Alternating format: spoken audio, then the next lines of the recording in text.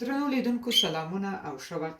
نن زه غواړم تاسو ته یو ډیر اسانه خواړه جوړ کړم چې دې خوړو نوم ده تاکو. تاکو په اروپا او امریکا کې ډیر زیات خوړل کیږي او ډیر مشهوره خوراک ده او ډیر اسانه ده طریقه. دې ته د ما په کار ده کوفته. البته تاسو کولای شئ چې دا تاکو له چرګ له غوښې که کوفته او د چرګ له غوښې هم کولای شئ چې جوړې کړئ. ضرورت ورته لرم 2 دانې پیاز، هوږه او زنجفیل، روب، پستو او د تاکو ساوس او پوسکی او ورسره چې ده سره مرچ، مالګه، وچ دلمه‌ای مرچ او دا هم یو رقم مخصوصه مساله ده چې بوی یې ښه ده خو ډېره ضرر نه لري، خو کورکمن پکې ډېر ده، په دې په خاطر مې استعمال کوم. او دې خوړو لپاره هم مخصوصه مساله لري.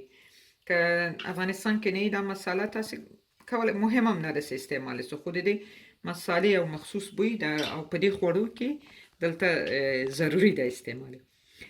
او ورسره چې ده موږ رومه لرو چې دې ته رومه وایي. البته تاسې کولی شئ، زه اکثرا زه خپله همدا کوم چې په داسې ټینګ مستو کې لا په چکه کې تاسې لږ هوږه میده کړئ او لږ څه تازه ګشنیز ور واچوئ، نو هغه نه هم یو ساوس جوړیږي. او که غواړئ چې سس مایونیز ور واچوئ هم کولی شئ، خو بې ضرره ښه شی چې ده دغه هم یو څه بې ضرره ده او چکه او لا ټینګې مستې هغه خو بیخي ډېر ښه ده د برسېره ساوس لپاره. او دا هم د پیتزا پنیر او ورسره زیتون، 2 رقمه زیتون ما راخیستي دي او جوار، ایشېدلی جوار او دا هم مختلفې سبزیانې دي چې دا په د تاکو په سر سلات او دا شیان یعنې د سلات لپاره او د پکار ده. او د تاکو دلته مخصوصه مړۍ دي، هم د تاکو مخصوصه مړۍ ده.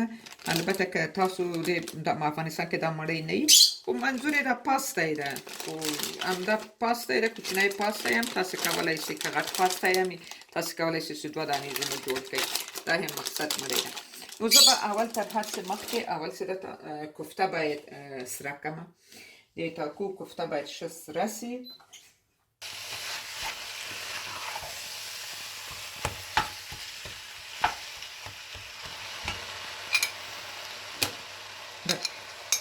زنجفیل به کوفتې ته ور واچوم.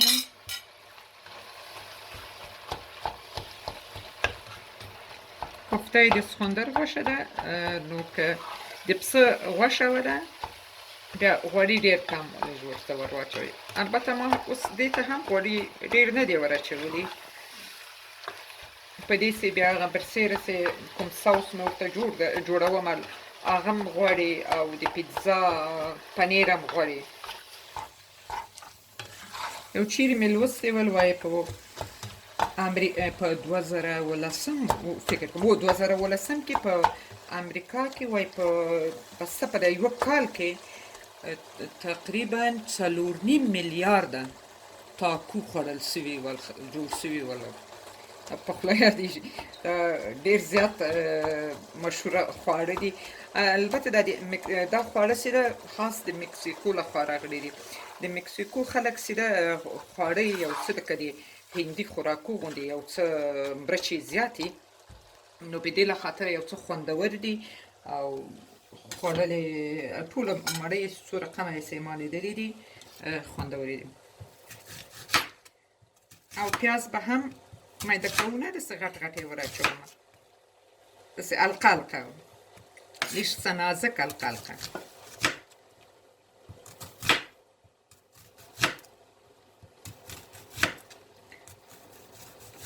کوچنیان عموما چې ده داسې تر لوابداره خوړو نه داسې وچ خواړه یې ډېر خوښېږي، لکه د ساندویچ غوندې، لکه داسې نن زه جوړوم د تاکو غوندې، داسې خوراکونه یې ډېر زیات خوښېږي. نو دا اسانه مې په یو حساب، او سړی باید د اولادو په خوښه خواړه تیار کړي.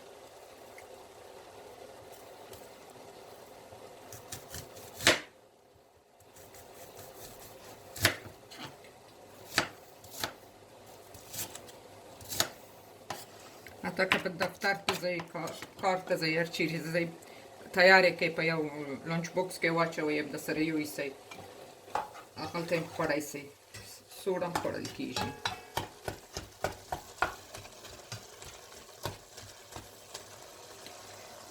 چې لږ څه سره سي بیا به پس د هغسې ده د پوڅکۍ هم ور واچوم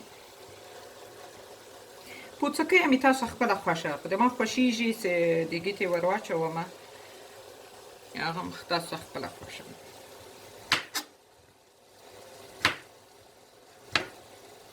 دا مې لږ څه مخته د پوڅکۍ له یخچال ایستلې وي او لږ څه تورې سوي هم دي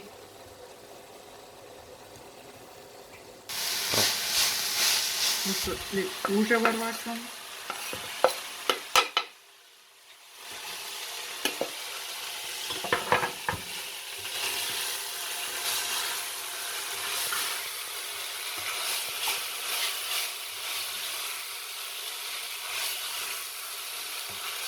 کمپاوې ما ډېر زیات کم غوړي ور اچولي دي البته ما دا دیګ چواني ده په دې چواني دیګ کې چې شی پخوو که غوړي کمه وي بیا شی داسې سوځي نه که نه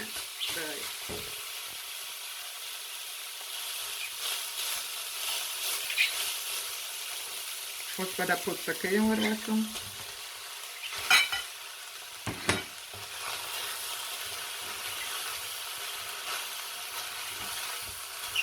اوس به دا مسالې و مالګه دا اول هم دا ور اچوم چې مخکې له دې چې مالګه ور اچومه چې دا رنګ یې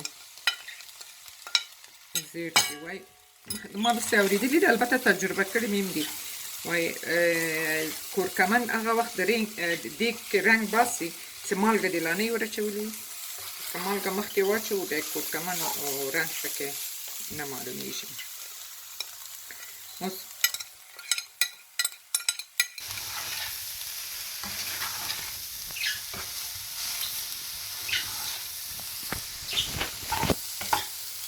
اوس به دا مخصوصه مساله دی یو عجب بوی ځي هېڅکله د نورو مسالو غوندې بوی نه لري یو مخصوص بوی لري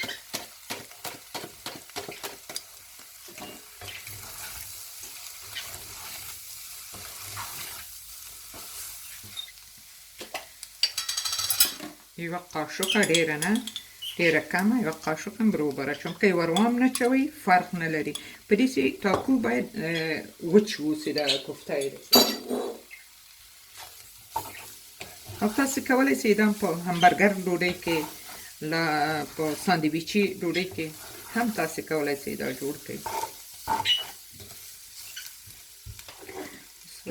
پیاز ور واچوم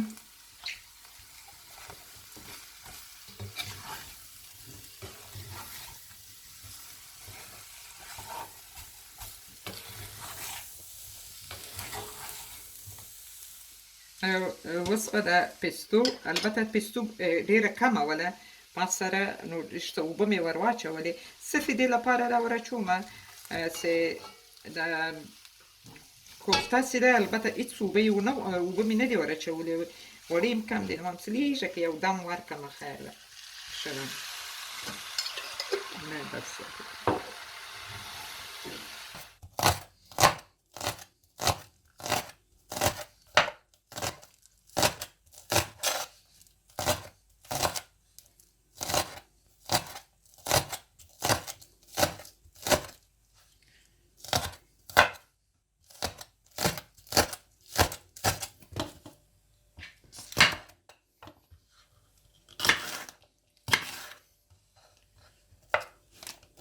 خوش پیاز او د مرچ په یو څه ډېر میده هغه کړو ریزه کړو په دې چې دا کلکې نو ډوډۍ چې دا ورسره ډوډۍ نه راونوځي او نوره ترکاري چې لږ څه غټه یې ښه ده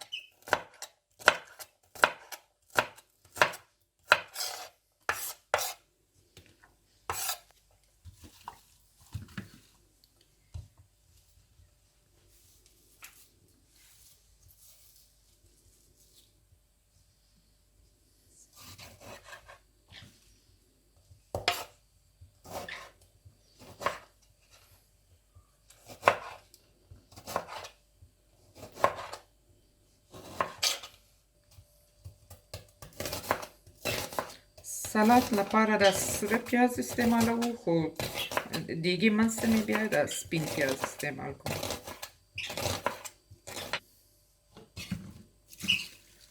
او دا هم سلات دی. سلات یې البته زه ډېر نه میده کوم، داسې لږ لږ څه یې په لاس میده کوم. عمره خو باید سلات خو د کلي ایسې وای په چاړې زیاته مه کوئ چې ویټامینونه یې ځي.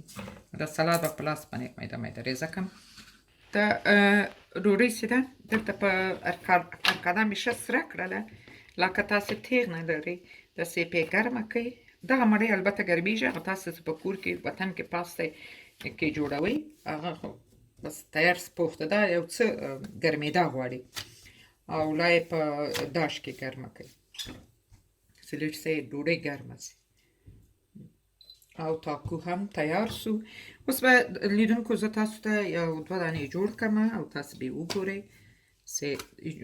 او یو شی چې د ما یېرو، البته موږ یې په کور کې ډېر نه استعمالوو، کله چې تاکو جوړوو دا یو رقم وچ چپس لري، نو دا چپس هم باید ور ولوېږي. دا ما مخکې یېرو چې تاسو ته یې ووایم، اوس مې فکر سو راواخیستل.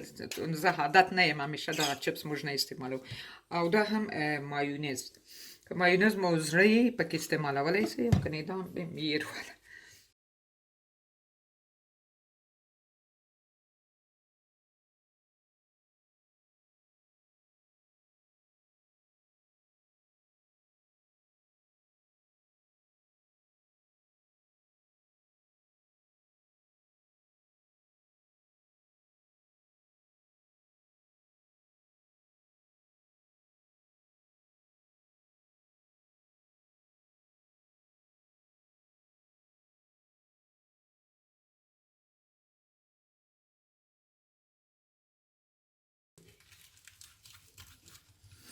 او دا هم بل تاکو. دا دوه مې د نمونې په شکل تاسو لپاره جوړ کړل. نو هیله لرم چې تاسو د ما دا ویډیو خوښه شي او په کور کې تاسې وازمئ او بیا یې وخورئ. نو لیدونکو اولینې ویډیوګانې کې به کیدای شي زه یو څه یو شی مې یېرو کم و ډېر دی، هغه به یې دا تاسو به په دې شیانو کې یو څه ګزاره راسره کوئ. انشاءالله ورځ په ورځ آینده کې به تر دې زه ښه ویډیوګانې تاسو ته تقدیم کړم. او په لومړي سرو کې زه غواړم چې د خارجي د اروپایي بعض خواړه تیار کړم، بیا به کله کله تاسو ته زه افغاني خواړه هم وړاندې کړم. بس تر بلې ویډیو پورې نو خدای په امان، ښه وخت.